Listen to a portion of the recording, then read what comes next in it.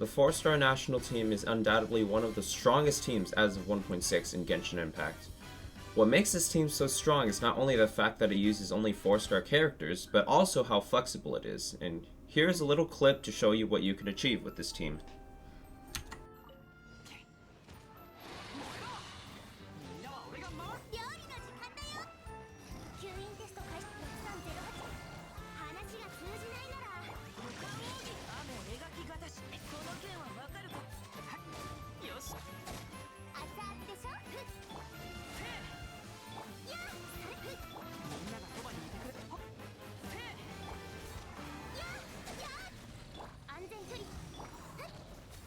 As you can see from that clip, this team has the potential to do amazing amounts of damage very quickly.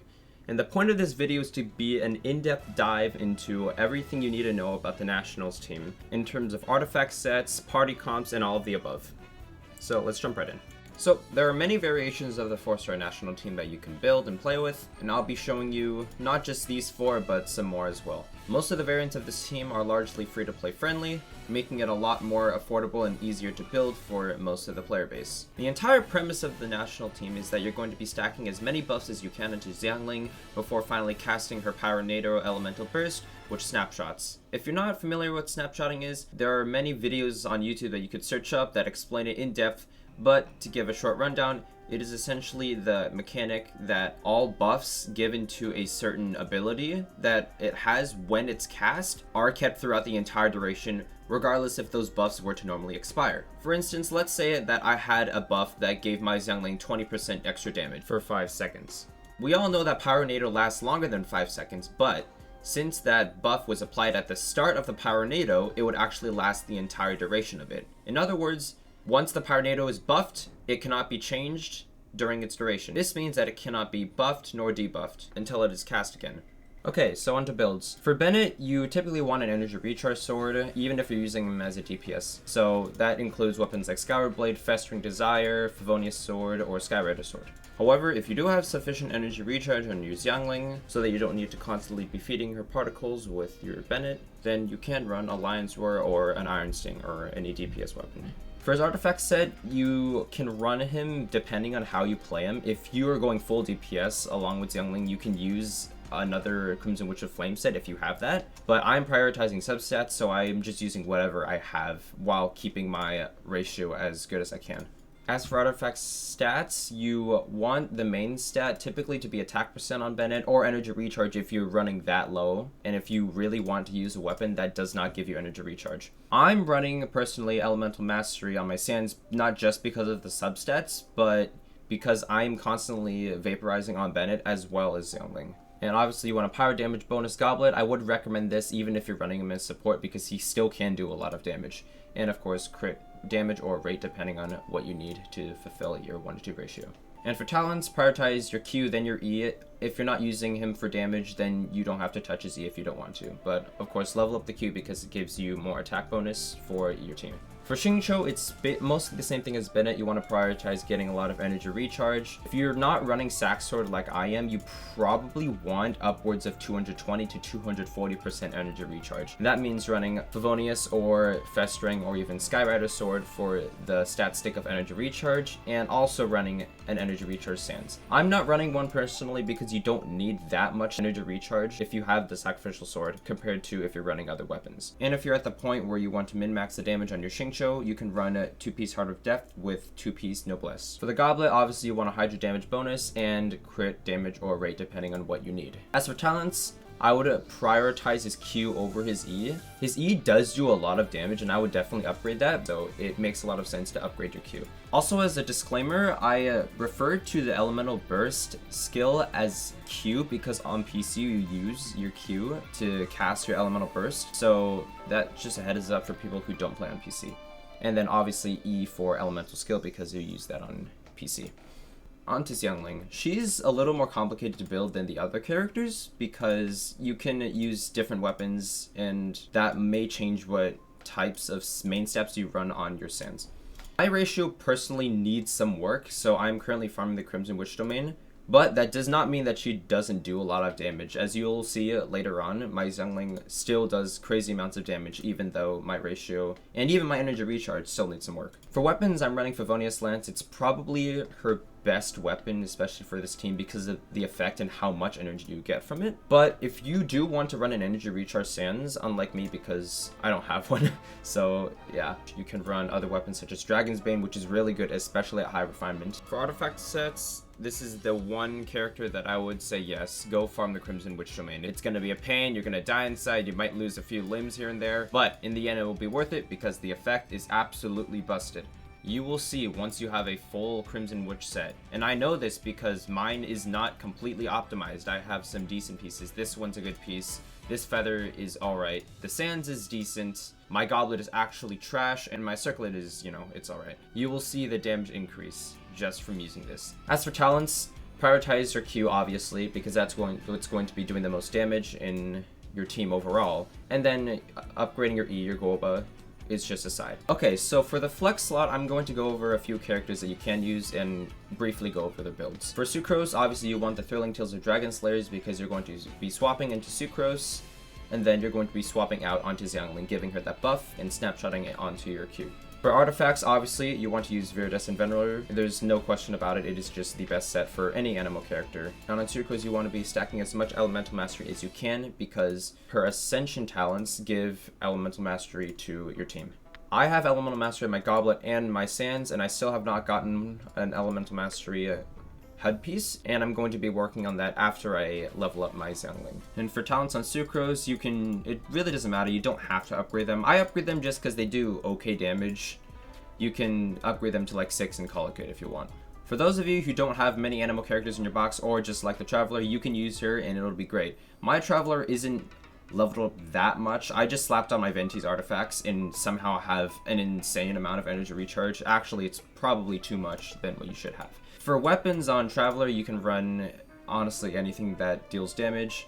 You can run Festering Desire, you can run Favonius. Honestly, if you want more energy recharge, you can help give more energy to your team, which will let you slack a little bit more on your energy recharge on your Xiangling. You can use Prototype Rancor, obviously it's a good option, Skyrider. You really don't need that much energy recharge on Travelers, so it's just whatever you have that does damage. For artifact sets, it's obviously the same, Viridescent Venerer, but except you're going to be dealing more damage on Traveler than you would on Sucrose. So you run attack percent on the Sans, Anemo damage bonus on the Goblet, as well as crit damage or rate depending on what you need to fulfill your ratio. And for talents, I would level these up equally because you're using them pretty much at the same time. You could prioritize the E because the Q is situational unless you have a Geoconstruct to keep it in place, but you don't have another slot in the team to use that strategy. And if you want, you can use Venti if you have them. It will be the same build as the Traveler. I would just swap my artifacts over and use them on Venti.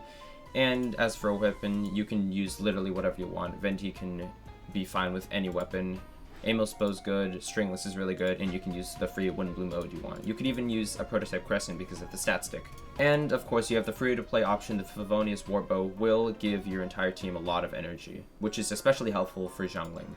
Zhongli can be a really good option for the 4th slot in the Nationals team. If you're going to be building Zhongli for the Nationals team, the best choice is to stack a bunch of health on him just so you can get your shield to tank tons and tons of damage. That means running, you know, Staff of Homa or Black Tassel or a support weapon like another Favonius Lance if you have one lying around. Obviously, you don't have to stack as much HP as you can on Zhongli. You can still build him to do a lot of damage. It's just the fact that his Elemental Burst does take a long time in its animation. That doesn't mean you can't use him for a burst CPS. I have him built for that personally because that's the best artifacts that I could find for him. I'm running 2-piece Archaic Petra and 2-piece Noblesse because that's what gives him the most damage. You can also run 4-piece Millilith or any combination of that. As for artifact substats, you want to run HP on the Sans. I see people run attack percent, and I did for a while, but I noticed that his shield was really lacking in its strength. So I swap over to the HP Sans, and you really don't lose that much damage because of his second Ascension talent giving you more damage based on how much health you have. So then you also want a Geo damage Goblet and then crit damage or rate. And if you do want to run him for a burst DPS or support DPS, you can also run Favonius Slants, and Deathmatch is also really good. If you're really lacking on pole arms, you can use a weapon such as the White Tassel just for the stat stick and it'll be okay. If you're running Zhongli as a burst DPS, you want to upgrade your Q, but that doesn't mean you shouldn't upgrade his E because the shield scales very high, especially with upgrading it.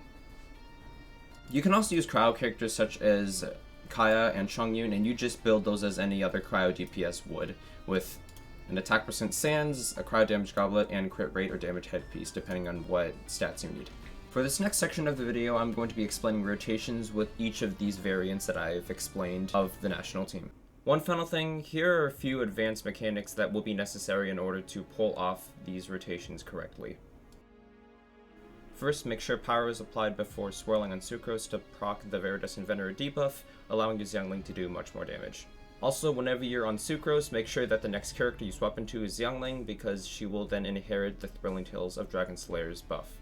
Also, when all of your elemental bursts are active, make sure to be swapping between Bennett and Xiangling, hitting E on Bennett, swapping to Xiangling to catch the particles, unless you have an insane amount of energy recharge. With that out of the way, let's move on to the actual rotations that you're going to be using for every variant of the Nationals team. Okay, so for the Sucrose variant, you want to first Bennett Q, and then Sucrose E into Xiangling, hit E and Q, then swap to Xingqiu, and then E, or twice if you have Sack Sword, and then Q, then swap to Bennett, catching the particles onto Xiangling. And you keep this up until you have enough energy on both Bennett and Xiangling to repeat the process over again. Also, make sure that you're auto-attacking a lot so you can proc Xingqiu's Rain Swords so you can vaporize and deal a ton of damage. If you're using Anemo Traveler, the rotation is a little bit different. First, of course, you're going to Bennett Q, and then you're going to switch to Traveler and tap or hold E depending on the situation. Then after that, you're going to Xingqiu, and then Q, and then E, or twice if you have Sack Sword. Then swap to Xiangling, E auto Q, and then after that, you're going to swap to Bennett, of course, catching your particles onto Xiangling. And you will repeat this process again once you have the elemental burst on all your characters. Okay, if you're using Zhongli, you want to first hold E on Zhongli, switch to Bennett and Q, and then after that you switch to Xingqiu, and then again Q and E twice if you have Sack Sword, then switch to Xiangling, E auto Q, and then after that switch to Bennett, and then catch your E particles onto Xiangling. And make sure to use Zhongli's shield once the cooldown resets. And then just continue the cycle once you have all of your elemental bursts up. Okay, if you're using Kaeya, the rotation's a little more complicated. You're going to first Bennett Q, and then after that swap to Kaeya and E for a quick melt. Then you're going to swap to Bennett and E, and then Xingqiu, Q, E, and then ×2 if you have Sack Sword. Swap to Kaeya, hit Q and E again, swap to Xiangling, E auto Q, and then your common rotation of Bennett, where you catch your particles onto Xiangling after that. And then repeat this process once you have all of your elemental bursts up. This next rotation is for if you're using Chongyun but you have Bennett built for your DPS. So the first thing you're going to do is Chongyun E, and then after that you're going to Bennett E for a quick melt. You're going to swap to Chongyun Q, and then Bennett Q for another melt. And after that, Xingqiu Q E ×2 if you have Sack Sword.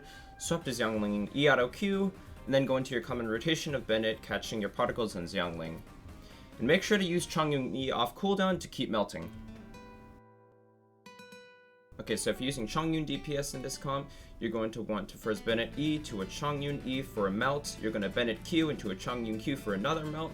Then you're going to swap to Xingqiu and then Q E ×2 if you have Sack. Go to Xiangling and then E auto Q. Swap to Bennett, catch your particles on Xiangling, and make sure to also use Chongyun E off cooldown to keep melting. Now, if you're wondering which variant of the national team is the best, then there is no definite answer on who you should put 100% for the flex slot. There are many factors that may influence who you may put in the slot. Say you already have Sucrose built, and you're thinking of putting Kaeya in your team, but you don't have Kaeya built. It may be in your best interest to use Sucrose instead if you're not using her in another team, since you have her already built and you don't want to spend the months of grinding to level up an entirely new character. That being said, every single variant that I showed you is viable and is good in their own way. Personally, I favor the two comps of Zhongli and Sucrose, just because Zhongli can give a massive shield, you can get iframes from his elemental burst as well if you need, plus the resistance shred that the shield also gives you. Sucrose too, if you build her for Elemental Mastery, you can boost your entire team's damage just because they all rely on elemental damage. She also has the Thrilling Tales buff that actually makes a huge difference on how much damage a Xiangling did. As you saw from these clips before, my Xiangling was vaporizing for over 35,000 damage if I recall correctly with the Sucrose team because of all the buffs including the Thrilling Tales that she gave Xiangling. However, on the other teams where I had the cryo characters, she was only vaporizing for 25,000. But again, all of these comps are good. Melts does increase the damage dealt by 2 times, whereas Vaporize only does 1.5 times. So it's all a matter of preference in the end. One more thing, if you're not sure which artifact set to use on a certain character, and this becomes more obvious when you're building characters such as Kaeya, Chongyun, as well as Bennett, feel free to slap Noblesse Oblige set on them. It doesn't even have to be that built, it can just be enough so that you can get the 4-piece set bonus. The 4-piece set bonus isn't the best effect, and a lot of people overhype it when the 20% of attack isn't really that much of a game changer. It's just nice because it gives that character a bunch of more utility, and it also can snapshot with Xiangling's Elemental Burst. If there's one thing I would want you to take away from this video, it is that this is a team that takes a lot of investment in order to hit those really high numbers. This is because each character in the Nationals team plays an equally significant role in dealing damage. This is not one of those teams that you can put every single piece of resin that you have into one character and see outstanding results. You may be okay, but the best decision is to spread out your resources amongst all the 4 characters. That being said, this is not the only team, of course, that you can use in Genshin Impact. Teams where there's a main DPS that's essentially carrying the entire team can be viable too, and I recommend those teams as well. If nothing else, I hope you learned something from this video. Make sure to follow me on my socials, and I'll be starting streaming soon since school got out for me recently. And yeah, I'll leave a pinned comment that catches any mistakes that I made, and feel free to comment down below what you think and any improvements that I can make for the future. Good luck on summoning for Kazuha, anyone who's going to do that, and I hope you have a great day.